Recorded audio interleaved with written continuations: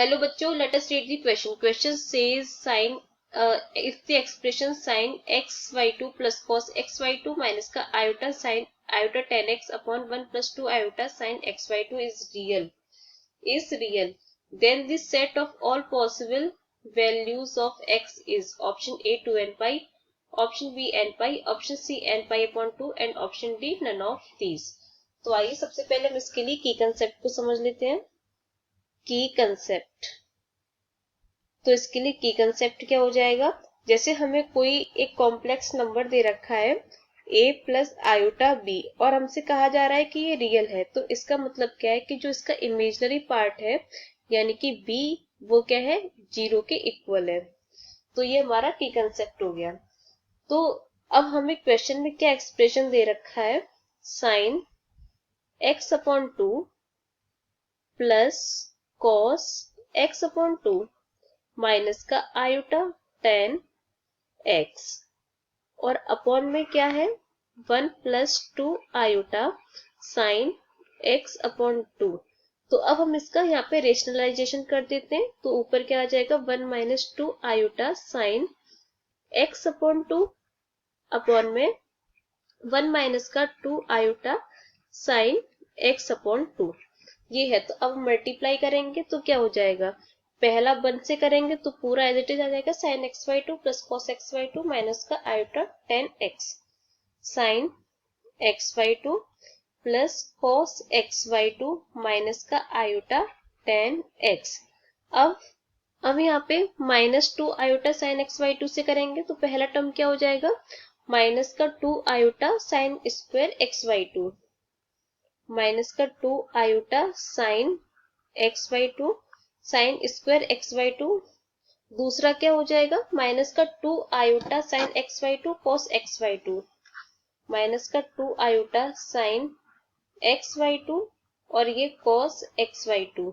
फिर उसके बाद में माइनस माइनस प्लस हो जाएगा और यहाँ पे फिर आयोटा और आयोटा स्क्वायर की वैल्यू कितनी होती है, ये होती है -1, तो माइनस ही रहेगा. तो माइनस का कितना आ जाएगा tan x into 2 tan x sine xy2 plus का माइनस का 2 tan x और साइन xy2 और अपॉन में यहाँ पे क्या आ जाएगा, ये इक्वल अपॉन में यहाँ पे भी आयोटा और आयोटा स्क्वायर होगा तो इसका ये -1 हो जाएगा. तो कुल मिलाकर के आ जाएगा 1 plus 4 sign square xy2 1 plus 4 sign square xy2 ये आ गया. तो हमसे कहा जा रहा है कि इसका ये जो एक्सप्रेशन है वो रियल है. तो इसका मतलब क्या होगा, इसका जो इमेजिनरी पार्ट होगा वो 0 के इक्वल होगा. तो जो आयोटा के साथ में वो सारे इमेजिनरी वाले हैं तो उनको हम ले लेते हैं. तो tan x माइनस का tan x माइनस का 2 साइन स्क्वायर xy2 माइनस का 2 sine xy2 cos xy2 is equal to 0. तो यहाँ से हम माइनस से मल्टीप्लाई कर देते हैं तो क्या हो जाएगा, और ये साइन वाले टर्म्स को हम पहले लिख लेते हैं. तो 2 साइन स्क्वायर xy2 माइनस का 2 प्लस का 2 साइन xy2 कॉस xy2 फिर plus tan x is equal to 0.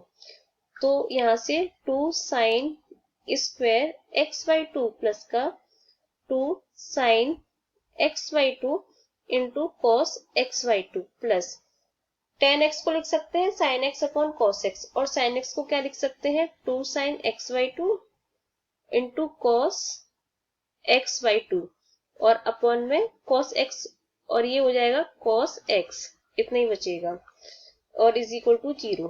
तो अब हम यहाँ से पूरे में से 2 sin xy2 को कॉमन ले सकते हैं.